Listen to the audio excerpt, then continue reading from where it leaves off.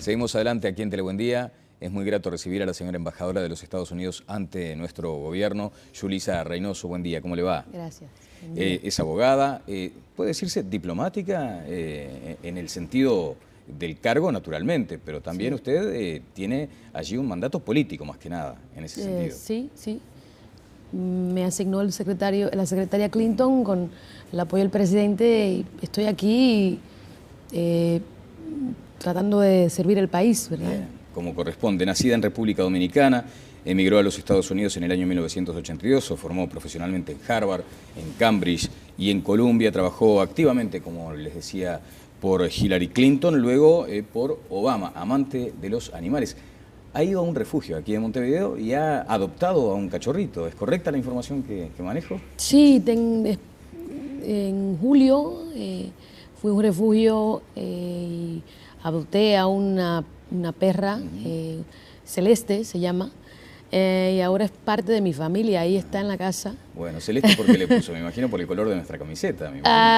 Bueno, ya que estoy acá, decidí darle un nombre muy uruguayo, porque si un día me toca irme, me va conmigo y quiero recordarme del país. Claro. Y la perra para mí, con todo lo que tiene de cariñosa que es, me recuerda mucho de Uruguay. Bueno, ¿un país que ha sido hospitalario con usted? Sí, bastante.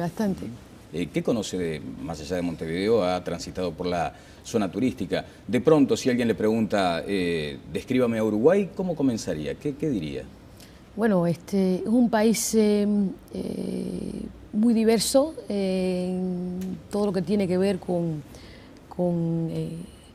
las posibilidades, la agricultura, la industria, la gente es muy amable, tiene mucho potencial, es un país que está estable, es un país próspero, con mucho más por adelante, pero más que todo la gente es muy linda, la gente muy humilde, muy abierta y gente muy capaz. Bien, decíamos que usted nace en República Dominicana, en 1982 emigra a los Estados Unidos. ¿En qué circunstancias se da ese proceso de migración?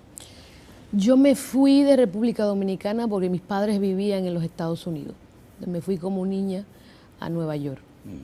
Allí comienza a transitar esta carrera que la instala hoy aquí entre nosotros. ¿Se siente más abogada que diplomática? Me siento más activista que otra cosa. Activista. Sí. ¿Defendiendo qué derechos fundamentales?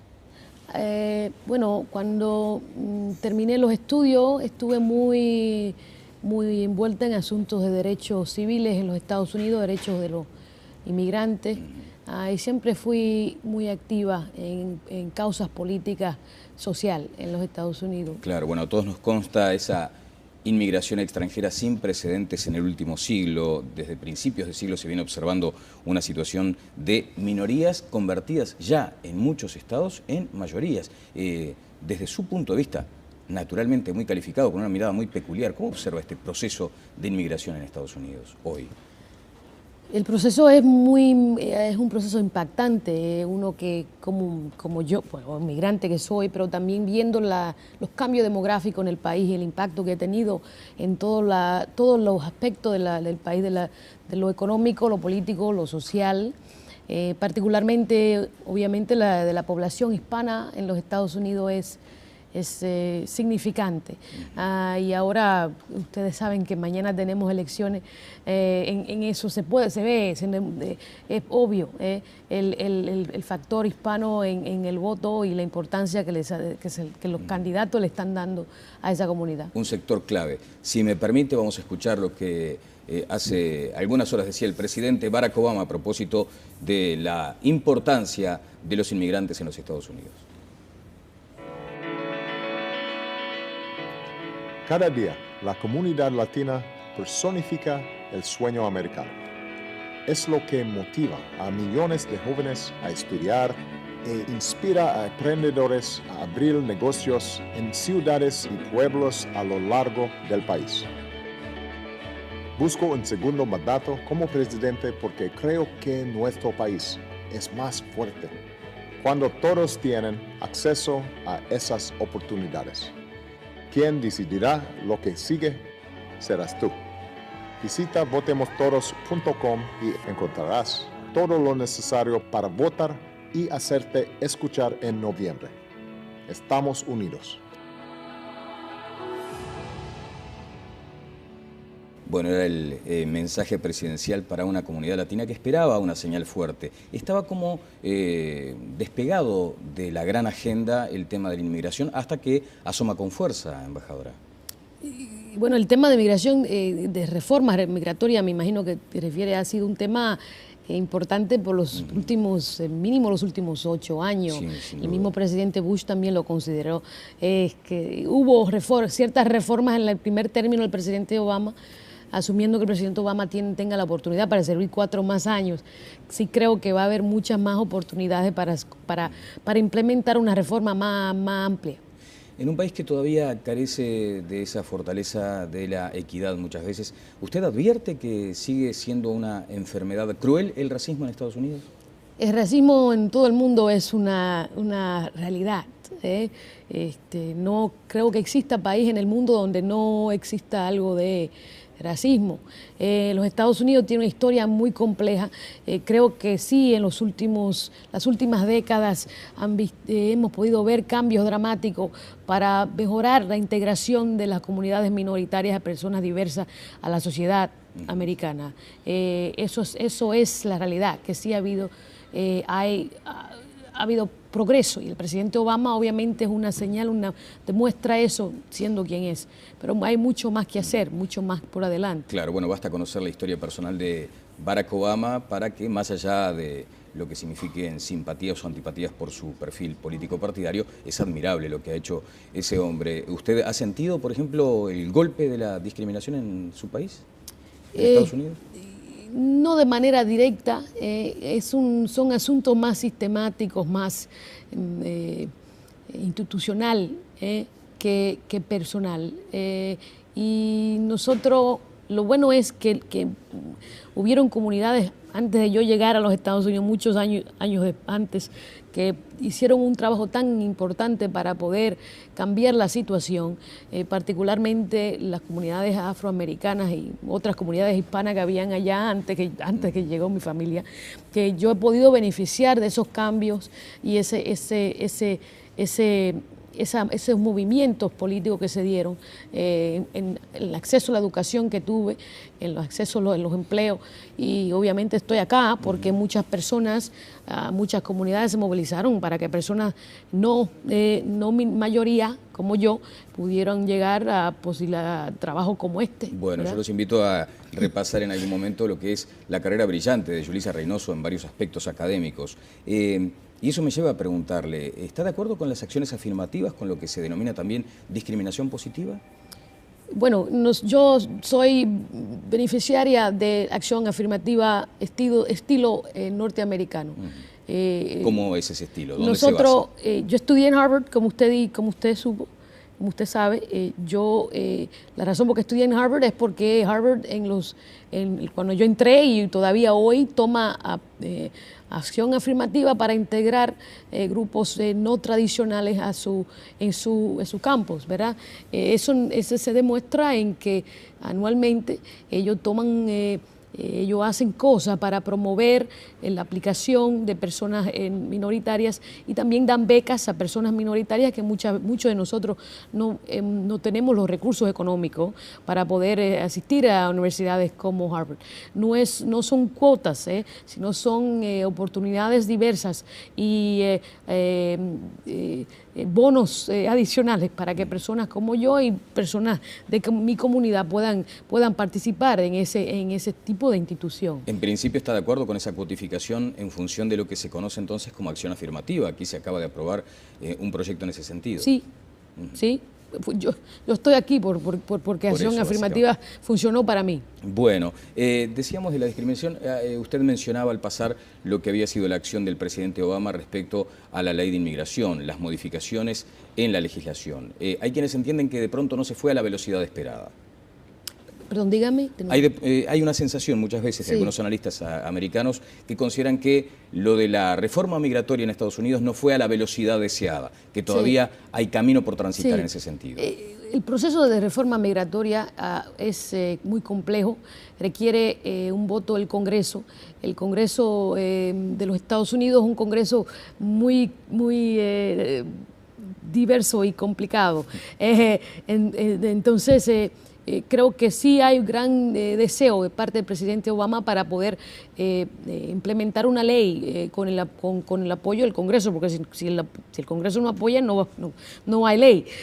Pero sí hubo cambios significantes regulatorios que ocurrieron obviamente con el apoyo del presidente Obama, que fueron dados por el Ejecutivo, porque no se podía pasar la ley por el Congreso. El Congreso no dejó que la ley pasara, entonces el presidente tuvo que tomar pasos dentro del Ejecutivo para poder disminuir las deportaciones que existían de personas migrantes. Eso fue el paso principal que tomó en los primeros 4 años. Bueno, eso tiene que ver con el peso específico que tienen las comunidades minoritarias en Estados Unidos en su economía interna. Hay quienes también advierten la necesidad de que Estados Unidos mire mejor al mundo latino o que lo mire con mayor interés. ¿Usted advierte en ese sentido avances de la presidencia Obama?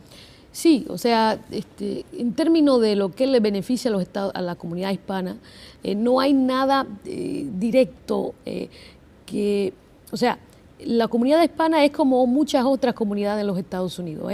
Los que los beneficia a ellos son cosas que son típicas para cualquier persona, pero recuérdense que la mayoría de personas hispanas son personas de bajos recursos o de clase media baja. Entonces, si hay reforma, por ejemplo, económica, reforma de salud, reforma de educación, eso lo beneficia directamente. Entonces no hay un paquete para los hispanos, ¿verdad? Eso no es que son cosas que benefician a muchos, claro. Pero como la comunidad latina en particular sufre de una situación más complicada que muchas otras comunidades porque tiene menos recursos. Las reformas del Partido Demócrata, del presidente Obama en particular, creo que han beneficiado a esa población. Eso hacia la interna. ¿Y qué le significa a usted como opinión la política que hoy desarrolla los Estados Unidos mirando a Latinoamérica? Bueno, hacia América Latina es socio principal de los Estados Unidos en todo lo que tiene que ver con comercio. América Latina y Canadá.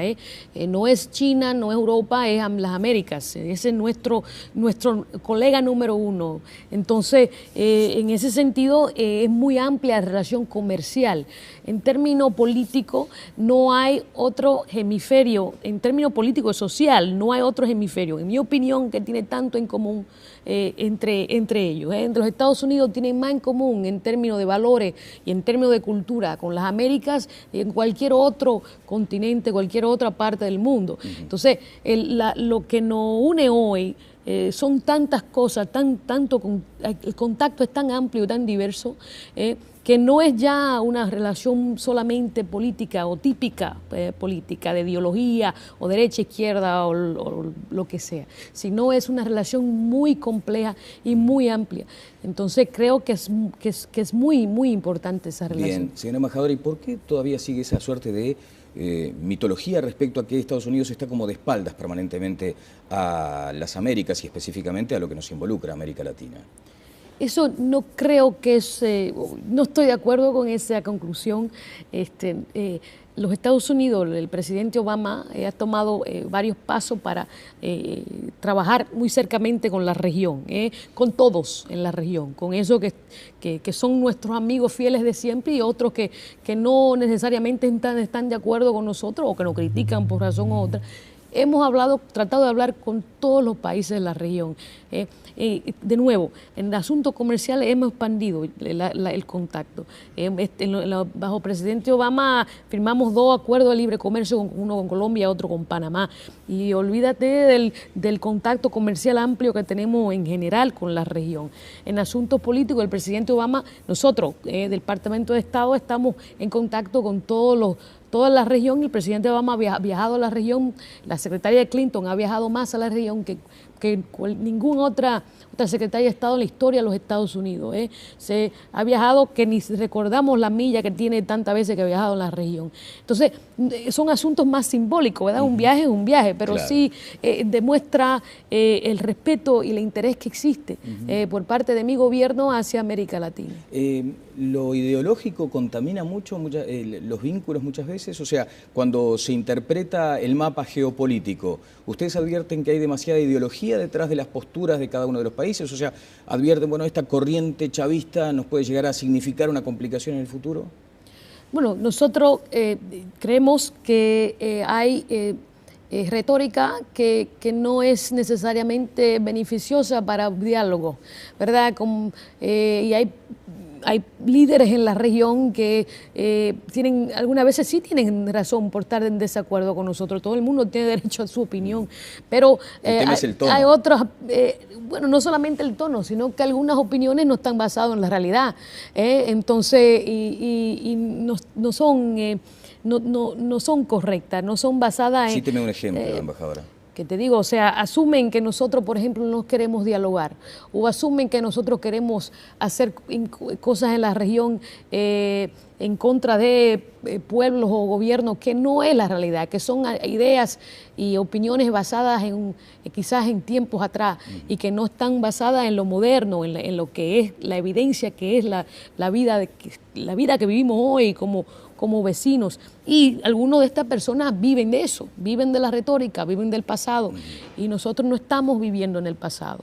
O sea que detrás de esa retórica, muchas veces de esas posturas que desde su punto de vista son falacias, se encolumnan países y eso dificulta la política exterior de Estados Unidos, por ejemplo. Nunca... bueno, los Estados Unidos es un país importante y siempre tenemos relaciones. Tenemos todo tipo de relaciones con países en el mundo. Nosotros estamos abiertos a hablar con todo el mundo, desde los jefes de Estado hasta la gente de los pueblos, ¿verdad? Y eso no solamente es porque somos buena gente, ¿verdad? Sino es que también nosotros creemos que en diálogo y en ese tipo de contacto puede haber mejor relaciones entre países y al fin un mundo donde todos prosperamos juntos. Y eso no es una idea, eso es basado en la realidad y la evidencia de la historia. Bueno, y llegamos a estas elecciones en los Estados Unidos. Ha de ser difícil también explicarle a la gente, porque tiene su complejidad, ¿no? Es un proceso que no es fácil de entender. Sí, sí, el proceso electoral de los Estados Unidos es una ciencia. Es un poco complicado. Para algunos de nosotros también se nos hace difícil entenderlo. Claro. Pero al fin saben que nosotros nos basamos los resultados de la elección en lo que llaman el colegio electoral, claro. Que no es directamente el voto popular, pero sí está totalmente vinculado al voto popular. ¿Sigue siendo una democracia fuerte, firme, más democracia que república? Somos las dos cosas. El federalismo que existe en los Estados Unidos, el poder de los estados en determinar todo, pero en asuntos electorales obviamente las elecciones son manejadas y controladas por los estados, es muy, muy importante y muy particular. Claro, bueno. Desde Aristóteles para acá, pasando por Sheldon Woolley, han hablado, por ejemplo, del ciudadano imperial. ¿Ustedes sienten que hay algo de eso, de ese rasgo en el americano común, en el americano tipo, ese ciudadano imperial que se siente, digamos, con esa fuerte pertenencia a un país y que muchas veces no conoce mucho del resto del mundo? Es un país grande, son 50 estados, estados muy diversos. Los Estados Unidos, o sea, tiene una historia complicada con el mundo, o sea, ha durado tiempos donde ha sido un país muy cerrado, pero ahora mismo los Estados Unidos depende tanto del mundo y el mundo depende de nosotros. ¿Y hubo que abrir la cabeza desde su punto de vista? Bueno, los años donde los Estados Unidos decidió no involucrarse en el mundo, tuvimos una guerra mundial, entonces y fue forzado a tomar liderazgo en lo que tiene que ver con buscar soluciones soluciones a los problemas del mundo, o mínimo tomar eso en coordinación con otros. Ajá. Y eso yo creo que es relevante todavía hoy. La oposición en Estados Unidos también ha insinuado en esta campaña electoral que de pronto el presidente Obama perdió esa cuestión vinculada a la hegemonía de Estados Unidos en el mundo, esa capacidad de liderazgo. ¿Lo ve así? No, el gobierno y los Estados Unidos es muy relevante en el mundo. El estilo del presidente Obama es ser un líder un poco diferente a lo de los anteriores, buscar manera de compartir el liderazgo con todos los que quieren compartir el liderazgo con nosotros hacia soluciones globales para problemas muy complejos que ya no son de un país u otro. Los problemas que estamos manejando de inseguridad, de cambio climático, de asuntos de pobreza, alimentación, son problemas que compartimos muchos países y que nos afectan a todos de una manera u otra. Entonces estamos trabajando con países en el mundo para buscar soluciones colectivas. Bueno, y ese es el liderazgo de él. Correcto. Respecto a las soluciones colectivas, quiero compartir con usted declaraciones que hacía aquí mismo Juan Castillo, hoy vicepresidente, uno de los vicepresidentes del Frente Amplio, además dirigente histórico de nuestra central sindical, del PIT-CNT, respecto a la presencia eventual de los Estados Unidos en bases militares. Veámoslo. Golpeó mucho cuando llega así la noticia, cuando comenzó el trascendido de que esto podía ocurrir, pero ya a esta altura no es que uno se extrañe de nada. El imperialismo vive, existe y busca momentos como estos para instalar bases en cualquier lugar. Yo no sé si existe algún lugar de América donde no exista base, ya hasta en el propio Brasil, ¿no?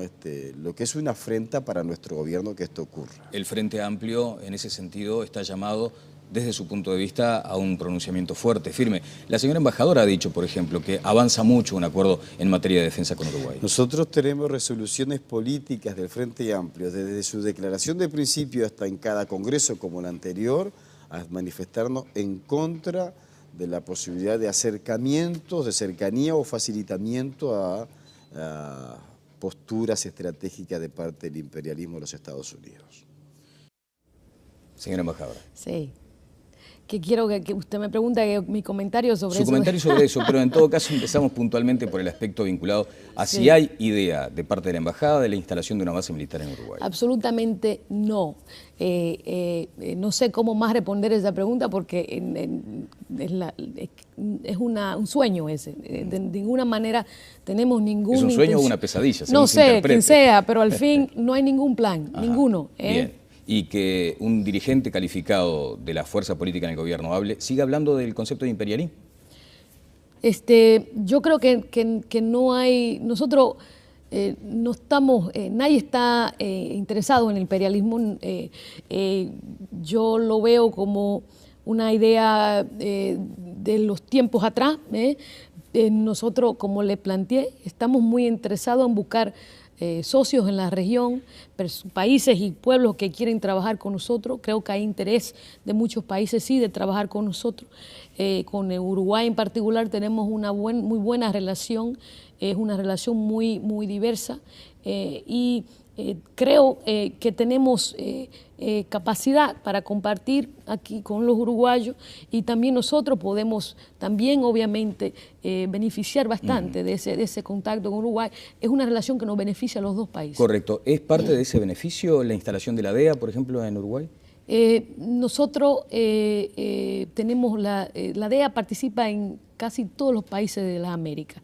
La realidad es que tenemos problemas serios en la región en asuntos de crimen organizado y narcotráfico.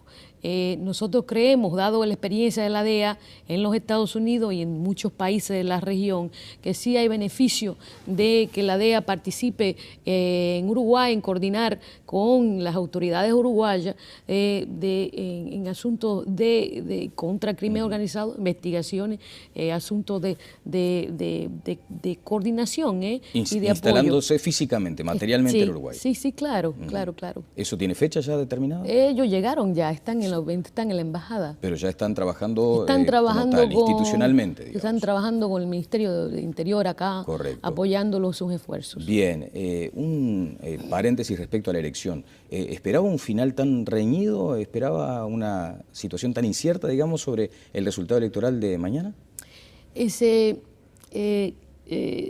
Siempre los Estados Unidos es un país que tiene es muy dividido políticamente. Siempre las elecciones son mucho más cercanas de lo que quizá la gente puede percibir al principio de una campaña. Por eso es que es tan difícil el combate. Pero sí, creo que muchos esperábamos que iba a ser una elección cercana, que iba a haber mucho conflicto político, que iba a haber mucha tensión y drama, y hemos visto que ha sido así. Bien, te digo una cosa, sí, claro. el señor Castillo que habló ahí, con todo gusto me reúno con él, le explico qué es lo que estamos tratando de hacer con Uruguay, para aclarar el récord, para que no haya confusión, porque no quiero que exista información equivocada de nuestros intereses acá. Entonces, esa petición se la digo al señor que sí, pero si quiere conversar conmigo, con todo gusto le explico. Bien, públicamente queda establecida esa invitación. Decíamos que simultáneamente con esta elección hay una cantidad de consultas a nivel de estados. Una tiene que ver, por ejemplo, o varias, con el tema de la despenalización o no, la penalización del consumo de marihuana. Acá usted sabe que hay un debate muy potente en ese sentido. ¿Cómo explica lo que está sucediendo en Uruguay cuando tiene que seguramente hablar del tema en el exterior? Nosotros tenemos, como usted sabe, hay 50 estados y muchos de ellos tienen autoridad independiente para determinar cómo manejan los asuntos penales, que esto es directamente relacionado al consumo de droga y obviamente las penalidades asociadas con el consumo y la distribución de droga.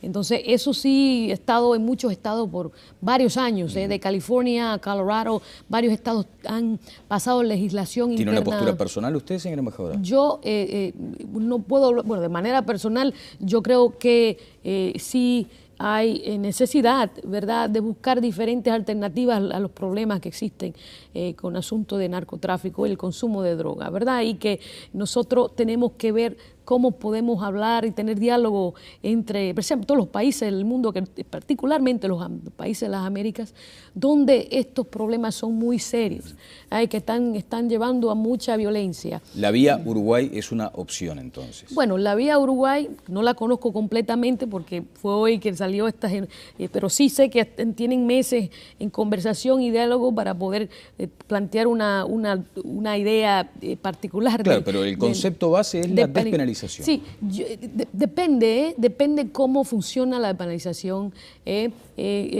pero nosotros en los Estados Unidos, por ejemplo, estamos viendo diferentes maneras de trabajar con despenalización por tipo de droga consumida y vendida. Hay drogas, no todas las drogas son iguales, ¿verdad? Y sí, al nivel federal han habido esfuerzos para buscar alternativas a despenalización. No te puedo decir los detalles de cómo, o sea, qué tipo de droga merece, qué tipo de condena, pero obviamente marihuana es mucho menos peligrosa que, por ejemplo, un crack, ¿verdad? Claro. Entonces, en ese sentido sí hemos visto hemos evaluado diferentes posibilidades. Bueno, claro. Acá me preguntan como siempre, ¿no? Si usted consumió marihuana, es una... No, cariño, yo no fumo marihuana. No fumo marihuana, ni ninguna otra droga. No, ninguna otra, ni fumo ni nada. Bueno, ¿consume chivito? ¿Con qué se queda? ¿Con el asado o con el chivito en Uruguay?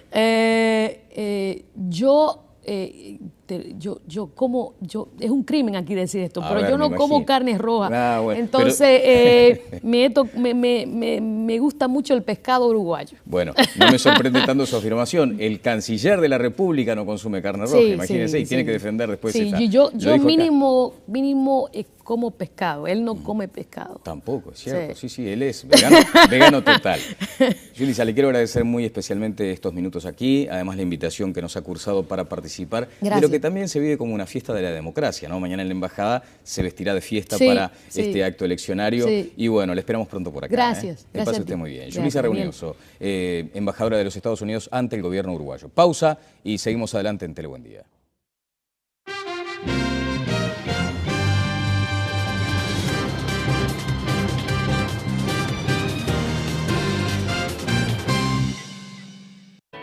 Cada día, la comunidad latina personifica el sueño americano.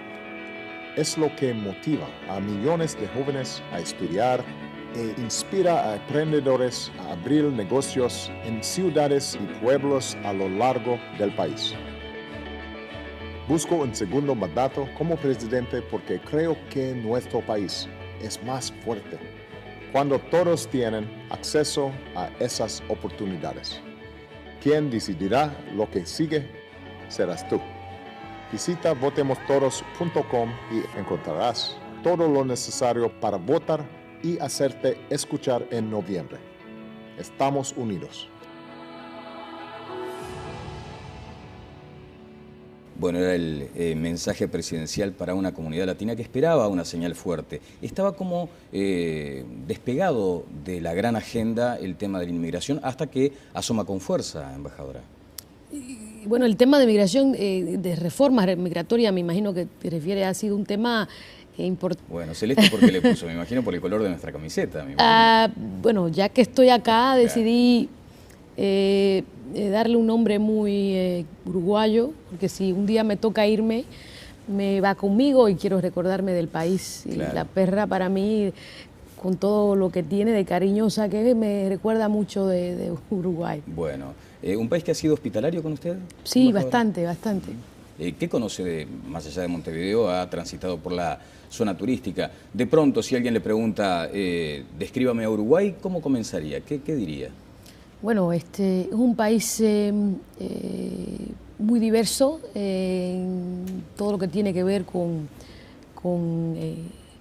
las posibilidades de la agricultura, la industria, la gente es muy amable, tiene mucho potencial, es un país que está estable, es un país próspero, con mucho más por adelante, pero más que todo la gente es muy linda, la gente muy humilde. Minorías convertidas ya en muchos estados en mayorías. Desde su punto de vista, naturalmente muy calificado, con una mirada muy peculiar, ¿cómo observa este proceso de inmigración en Estados Unidos hoy? El proceso es un proceso impactante, uno que como yo, bueno, inmigrante que soy, pero también viendo los cambios demográficos en el país y el impacto que ha tenido en todos los aspectos del país, de lo económico, lo político, lo social, particularmente, obviamente, de la población hispana en los Estados Unidos es significante. Y ahora ustedes saben que mañana tenemos elecciones, en eso se ve, es obvio el factor hispano en el voto y la importancia que los candidatos le están dando a esa comunidad. Un sector clave. Si me permite, vamos a escuchar lo que hace algunas horas decía el presidente Barack Obama a propósito de la importancia de los inmigrantes en los Estados Unidos. Seguimos adelante aquí en Tele Buen Día. Es muy grato recibir a la señora embajadora de los Estados Unidos ante nuestro gobierno, Yulisa Reunioso. Buen día, ¿cómo le va? Gracias. Es abogada, puede decirse diplomática en el sentido del cargo, naturalmente, pero también usted tiene allí un mandato político, más que nada, en ese sentido. Sí. Me asignó la secretaria Clinton con el apoyo del presidente y estoy aquí tratando de servir el país, ¿verdad? Bien, como corresponde. Nacida en República Dominicana, emigró a los Estados Unidos en el año 1982, se formó profesionalmente en Harvard, en Cambridge y en Columbia, trabajó activamente, como les decía, por Hillary Clinton, luego por Obama, amante de los animales. Ha ido a un refugio aquí en Montevideo y ha adoptado a un cachorrito. ¿Es correcta la información que manejo? Sí, en julio fui a un refugio y adopté a una una perra, Celeste se llama, y ahora es parte de mi familia, ahí está en la casa, es muy abierta y gente muy, muy capaz. Bien, decíamos que usted nace en República Dominicana, en 1982 emigra a los Estados Unidos. ¿En qué circunstancias se da ese proceso de migración? Yo me fui de República Dominicana porque mis padres vivían en los Estados Unidos. Me fui como niña a Nueva York. Allí comienza a transitar esta carrera que la instala hoy aquí entre nosotros. Se siente más abogada que diplomática. Me siento más activista que otra cosa. Activista. Sí. ¿Defendiendo qué derechos fundamentales? Bueno, cuando terminé los estudios estuve muy envuelta en asuntos de derechos civiles en los Estados Unidos, derechos de los inmigrantes, y siempre fui muy activa en causas políticas social en los Estados Unidos. Claro, bueno, a todos nos consta esa inmigración extranjera sin precedentes en el último siglo. Desde principios de siglo se viene observando una situación de